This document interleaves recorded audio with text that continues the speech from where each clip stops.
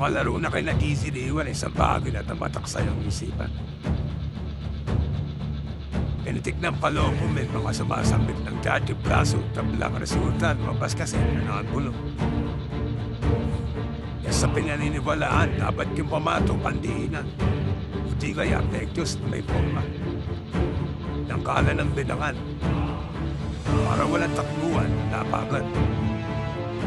Pero dapat alerto, baka madaanan, itakbo. Kung hindi, maghahabang ka ng panalo, hindi ng balato. Seryoso pa ang buha po kung sa inakasinta. Kailangan ay kulang na panaya. Pero sa Manila lang ako, di kaya goyo.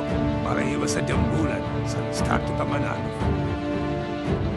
Baka makabarag pa ng paso para pamato sa beko. Pero sisinupin ko sabay sa paghanap ng balat candy at tatsan at pangalog ko. Sa bilang pa ng mga kulay, milyonaro na ako. Hindi nagagamit pa ng lata dahil ginagamit ko sa laro. Hirap talaga mataya, may hilo ka. Sabay-sabay kasi na. Buti kong napalo, mahina. Di pwede, palo pag siya naitaya. Kung maganda diyan, huwag alam para ang pag-asa ng bayan. Hindi kaya, maritaya para yung kamay ng kalaro, di na mamaga. Pero tunay na lalaki ka kung naglaro ka na ito. Dahil sa'yo yan, para dito, pwede mo lang tumbling. Ang galas na maghahanap pa talaga ng bola kapag nasulitan ng tama.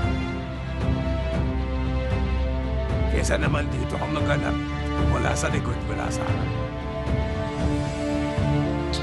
Paano pag ito kalaro, umuwi na? Lahat na kayo naghahanap, tulog na pala.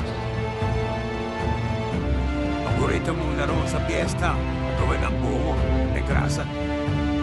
Laro na nagsasabing kumapit ka, hindi ka mabubura. Kaso nangyari na.